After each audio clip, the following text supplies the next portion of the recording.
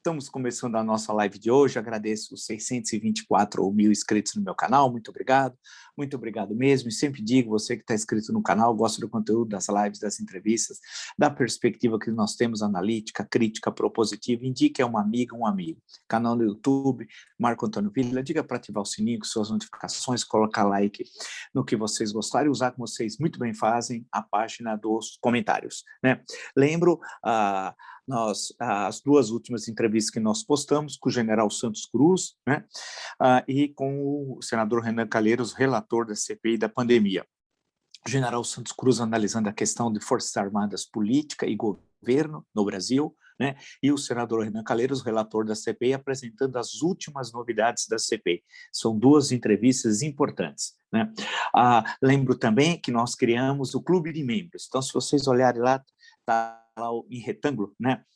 Seja membro, está em azul, e aí tem todas as informações ali sobre os selos, emojis, sobre o encontro de cultura no último final de cada mês, o encontro de política na última sexta-feira de cada mês também, né? E alguns extras, como, por exemplo, teremos no próximo domingo, um que trata sobre o meu último livro. Todas as informações, basta clicar em Seja Membro e lá vocês encontram as informações. Lembrando que nesse espaço nós continuamos com esse mesmo perfil, ou seja, com as nossas lives diárias e com as nossas entrevistas. Lembrar que no Twitter pode me seguir pelo Villa Marco Villa, Instagram, @Marco Antônio Villa oficial, e na plataforma de cursos, www.cursosdovilla.com.br.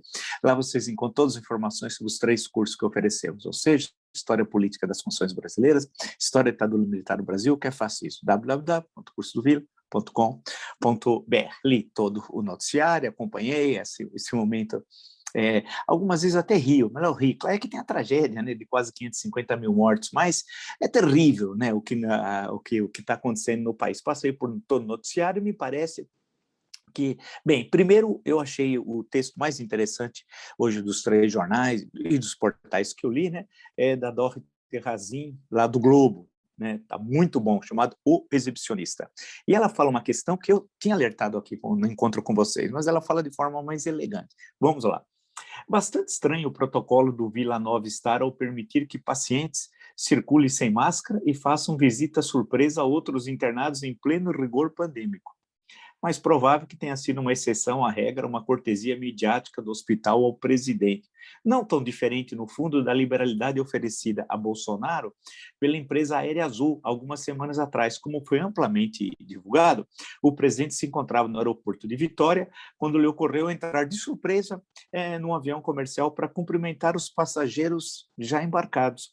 Entrou pela porta frontal, retirou a máscara para fotos com a tripulação, recebeu aplausos e apupos e retornou ao saguão de embarque. Não ocorreu os agentes de segurança encarregados da proteção do chefe impedir o arroubo. Mesmo que o fizesse, o capitão daria de ombros. Tampouco ocorreu o Azul, responsável pela segurança dos passageiros, evitar a carteirada presidencial. Ao contrário, a empresa ainda jogou a responsabilidade nos ombros do comandante do voo. É o Brasil de regras paralelas, chefiada por um capitão exibicionista. E, mais à frente, conclui a jornalista. Mas Jair Bolsonaro não é governante de um país civilizado, né? É um governante não civilizado de um país em busca de seu tempo perdido. Jair Bolsonaro não é um governante de país civilizado, é um governante não civilizado de um país em busca do seu tempo perdido. É isso, né? É isso. É o melhor artigo que tem hoje nos 3 jornais, os portais, tudo que eu li, né? É isso, é triste. Ela faz uma comparação com o Lyndon Johnson, mas eu não vou me referir a tudo isso aqui. Agora, a questão que se coloca, e passando por todo o noticiário, e agora ele saiu do hospital hoje, né? O Mandrião saiu do hospital e recebeu alta. E aí? E tudo aquilo que foi falado nos últimos dias? Vocês lembram quando teve alguns que caíram na conversa do Palácio do Planalto, que disseram que o Bolsonaro tinha conversado com o Arthur Lira e seduzido o presidente da Câmara dos Deputados, já que está ausente o presidente da República, o vice-presidente, pela sucessão, pela linha de sucessória, o próximo é o presidente da Câmara dos Deputados, que ele poderia até exercer a presidência da República. Então, isso tudo é uma farsa, é uma grande farsa. É uma farsa que mais à frente nós vamos investigar, são vários farsantes aí, farsantes de todos os tipos, de pessoa jurídica e de pessoa física. Uma vergonha tudo isso que aconteceu. E as pessoas participam numa boa numa boa. É incrível, eu não entendo que momento. Por isso que, quando a jornalista a Dorothy conclui, é um governante não civilizado de um país em busca de seu tempo perdido, ela tem toda razão. Hoje, falando com uma pessoa, me disse que você esteve no Jornal do Cultura da sexta-feira. Eu falei, estive, eu assisti, eu falei, que bom. Aí a pessoa falou, mas você não pode ficar tão irritado com as coisas que estão acontecendo. Eu falei, é verdade, só tem 550 mil mortos, tudo bem, né? Se de cada 5 que morreram, 4 poderiam estar vivos, tudo bem, né? Eu comecei a falar assim para a pessoa, se o Brasil acha isso tudo bem, eu não posso achar tudo bem. Eu sei que algumas vezes você deve se achar, nós, uma espécie de ET. Nós somos meio perdidões aqui nesse Brasil, né? Porque é terrível tudo que aconteceu. E as reações são muito tímidas. São, tudo bem, nas pesquisas que nós já apresentamos aqui, em falas, mas é muito pouco frente à tragédia que está ocorrendo. Nós temos um picareta, hoje ele disse, tem muita picareta em Brasília, tem razão, a começar pelo picareta que habita momentaneamente o Palácio do Planalto, né? Que lá despacha alguns dias só, porque agora eu vi que tem, até me informaram, eu não sabia, agradeço, ele tem agora um pessoal que acompanha a agenda diária do Jair Bolsonaro. Quem inventou isso é esse que vos fala, né? De acompanhar, de ler e tal. Eu comecei isso, só para lembrar vocês podem colocar no Google, tal, na primeira presidência Lula. Né? Na primeira presidência Lula. E aí eu fiz um artigo, dei uma polêmica na página 13 da Folha, chama Tendências e Debates, naquela coluna, né, que eu comecei a analisar. E aí o Gilberto Carvalho, então chefe do gabinete do Lula, respondeu, aí travamos um debate por ali, e eu comecei a analisar agendas. Comecei com a do Lula, e era absurdo, eu levantei 2 anos da agenda, 2003 e 2004. Né? Sozinho tal.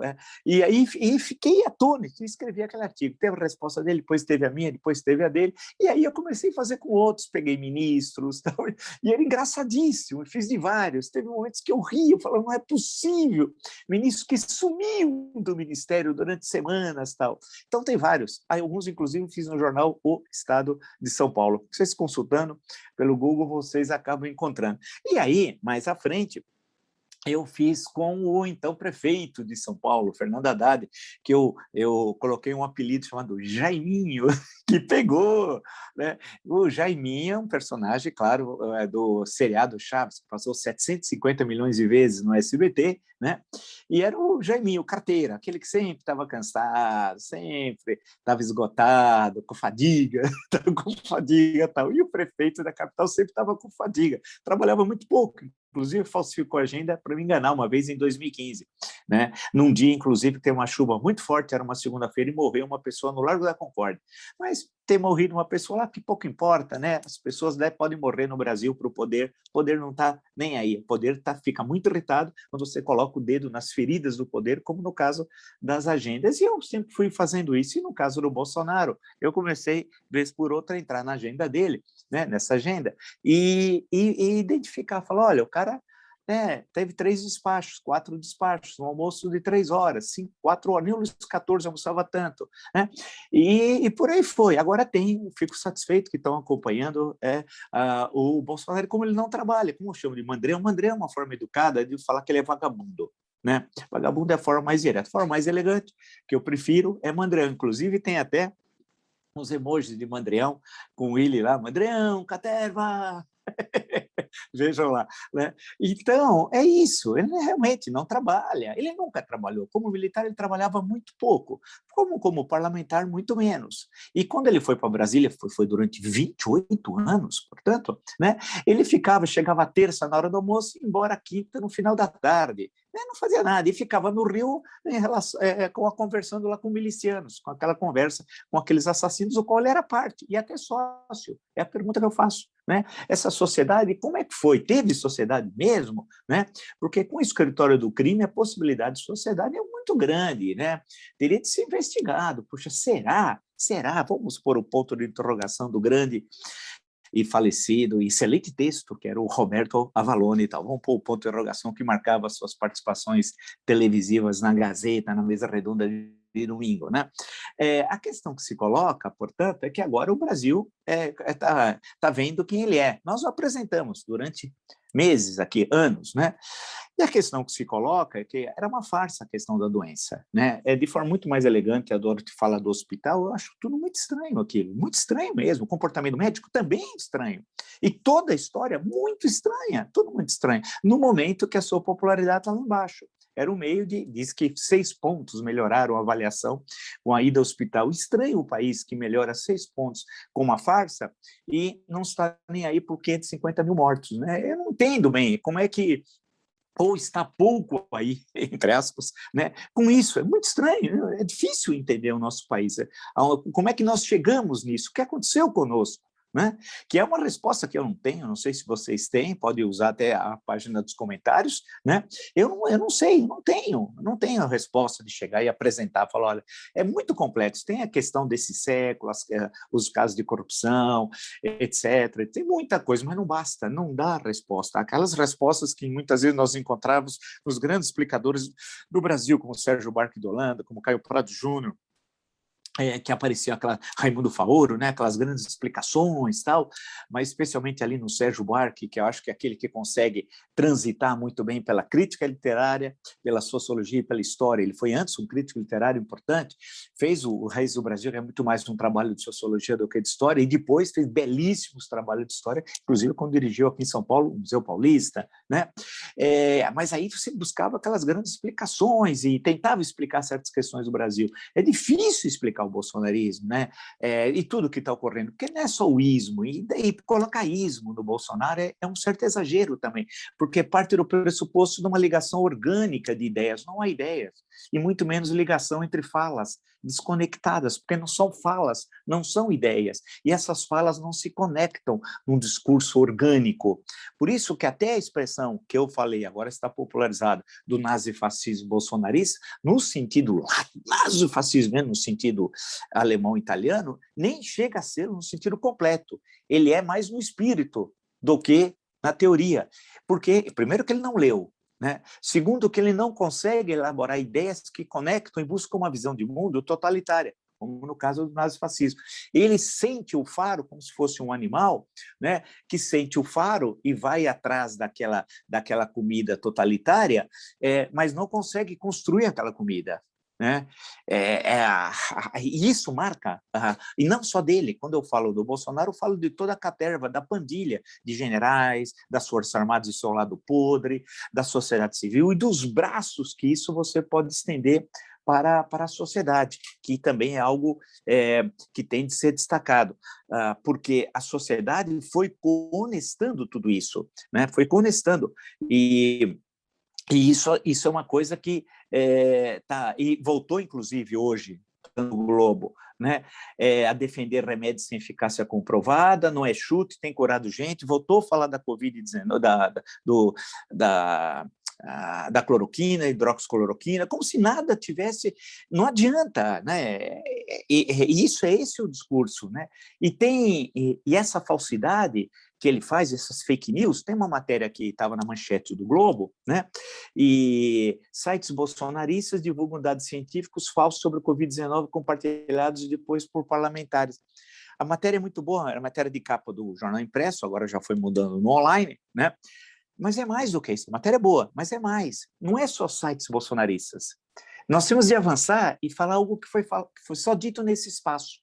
E por mim, no Jornal Cultura, 2 ou 3 vezes, e só, porque ninguém falou. Não sei se por receio, mas tem que colocar. É fundamental. Nós temos um compromisso com vocês, que é concessionários de rádio e TV, muito mais do que só sites bolsonaristas, que divulgaram dados científicos falsos sobre o Covid-19, usando terceiros. Como era a estrutura? Olha como é que era feito. Você chama o médico desses mengueles brasileiros, são vários mengueles, que não vai acontecer nada com os mengueles. Vão continuar dormindo tranquilo, não vai acontecer nada, a não ser que nós possamos agir de forma republicana, né? Vamos esperar. E com aqueles, eu não me esqueço o sorriso do Carlos Wieser, que não é médico, né?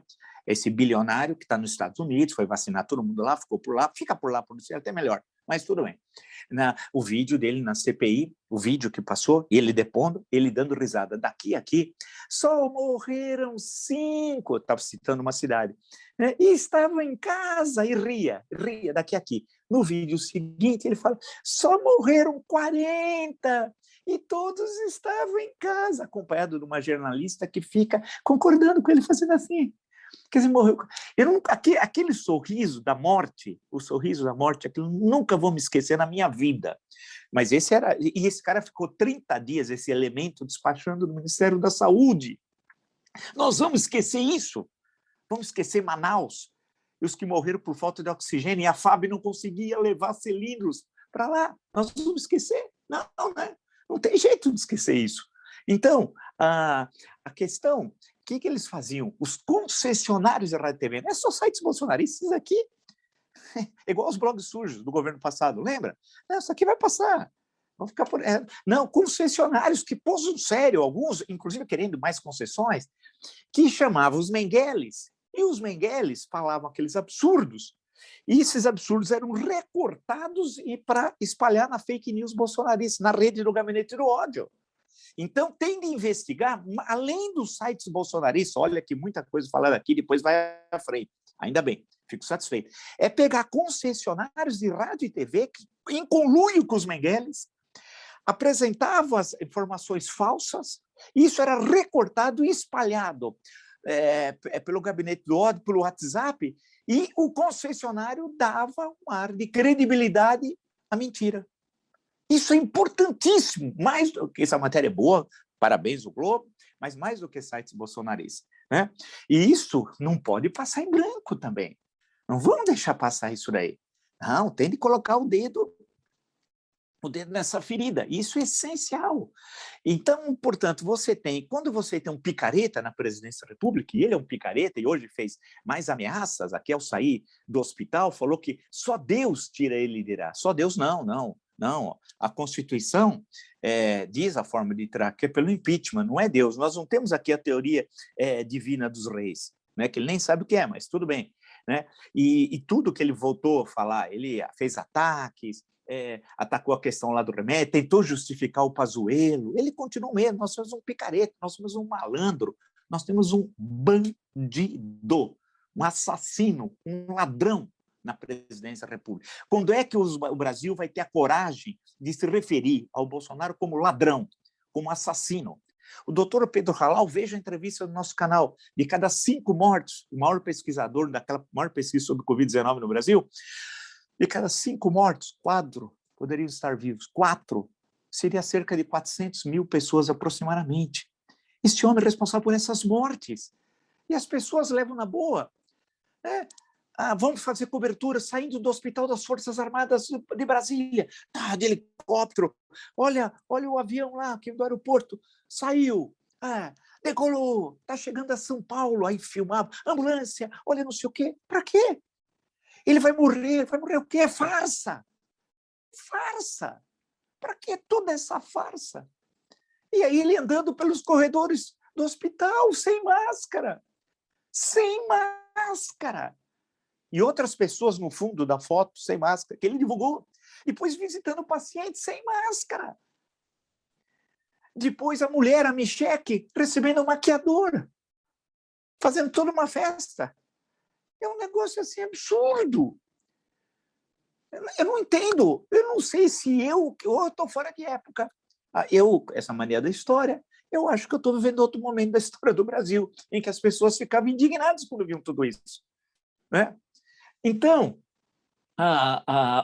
o cenário é que vamos ter uma semana muito tensa, porque a CPI vai continuar a fazer o trabalho interno, porque tem o recesso constitucional, é a Constituição que determina o recesso, ponto. Não é que eles não querem trabalhar, mas não vai ter os depoimentos, mas continuará ocorrendo todo o trabalho de estudo documental, de levantamento de tudo aquilo, e isso é importantíssimo. Quando eu disse eu fui o primeiro, que a CPI não ia acabar em pizza, quantos que falaram aqui? Né? Quando eu falo aqui, estou me referindo a tudo que tem na internet. Ia acabar em pizza, são aquelas análises de um primarismo absoluto. Eu falava que não, que o locus privilegiado da luta política no Brasil seria na CPI. E, mais uma vez, acertei. É lá. E vai continuar durante todos até o mês de agosto, tudo vai continuar aparecendo da documentação.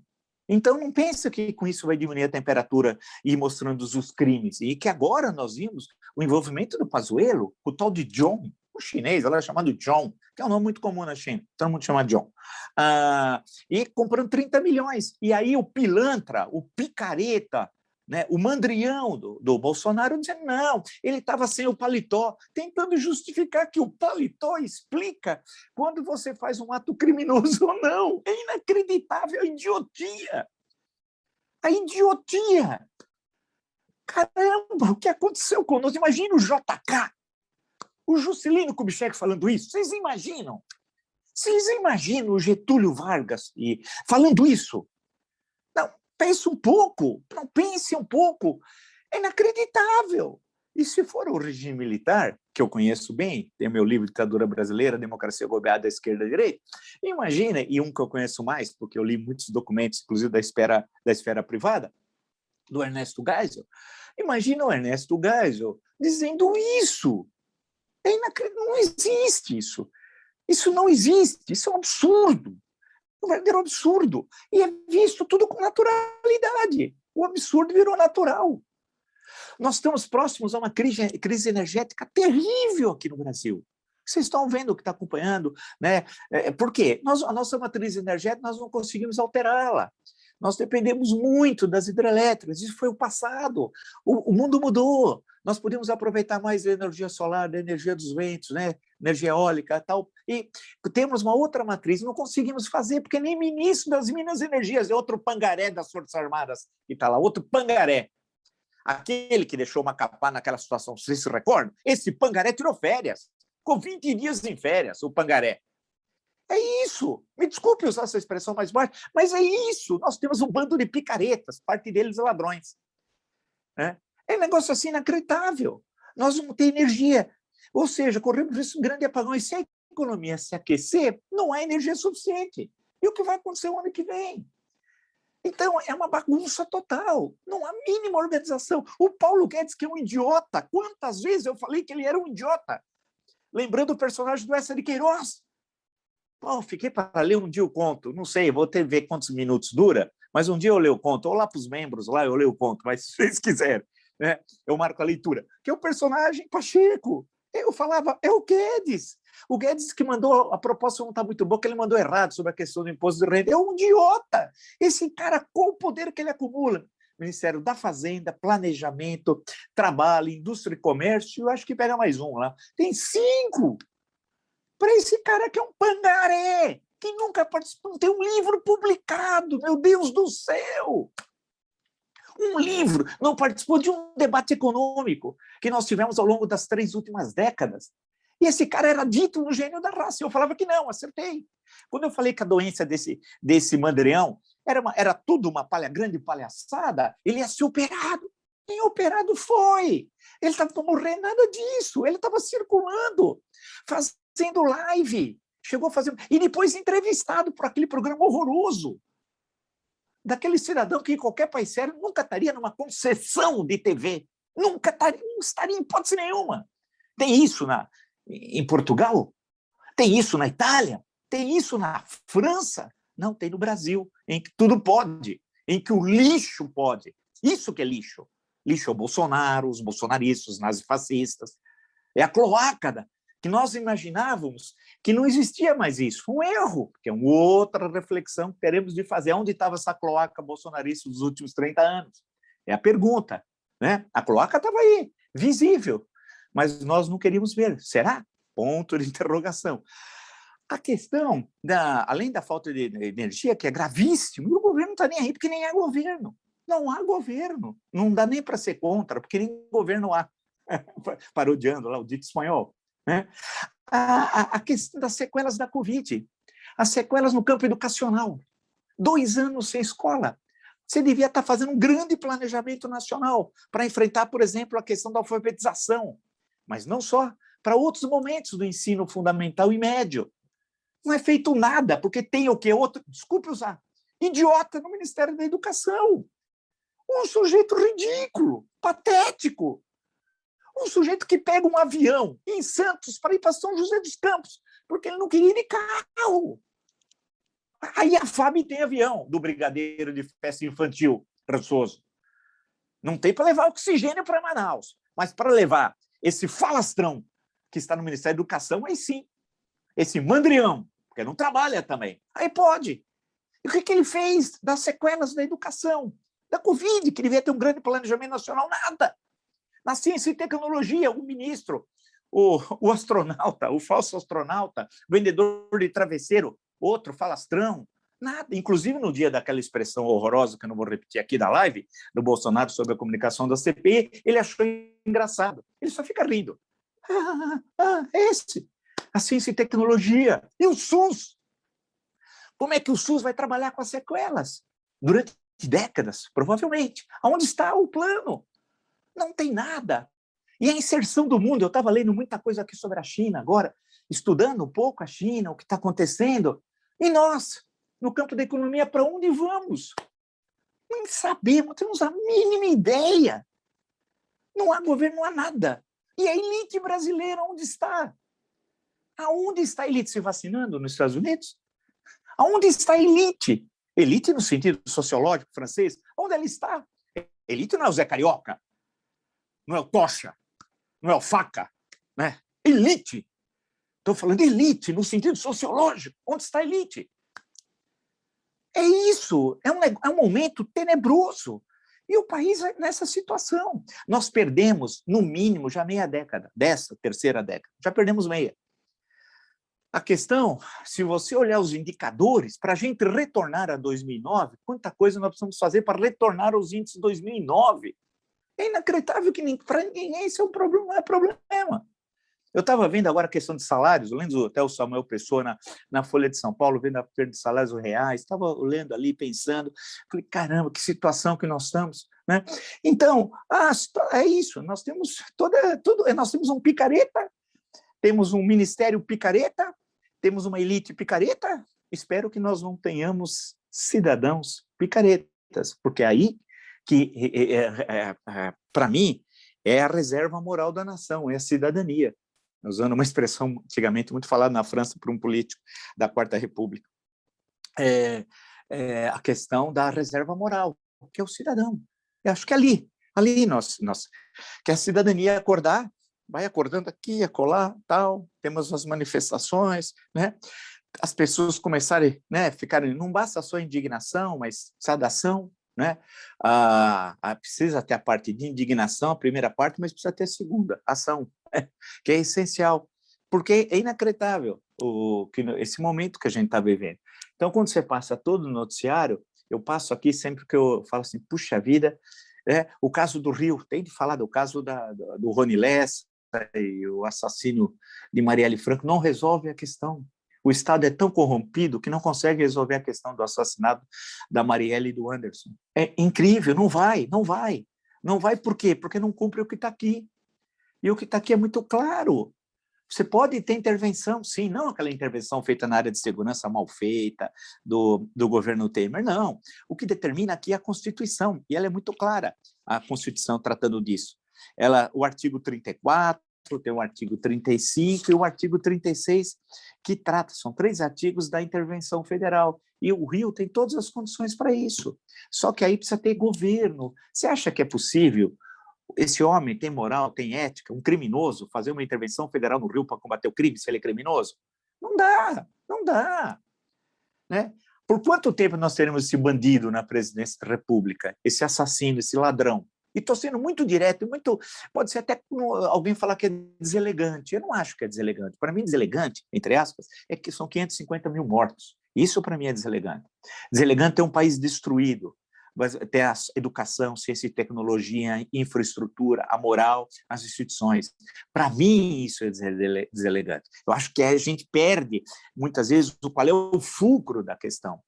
E aí nós temos os instrumentos para isso. Não é agora olhar para 2022, em outubro, o país aguenta um assassino na presidência? Por quanto tempo?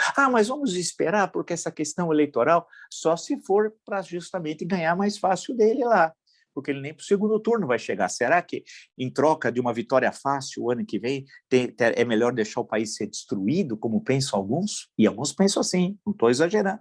Né? E que país será esse a partir de 2023?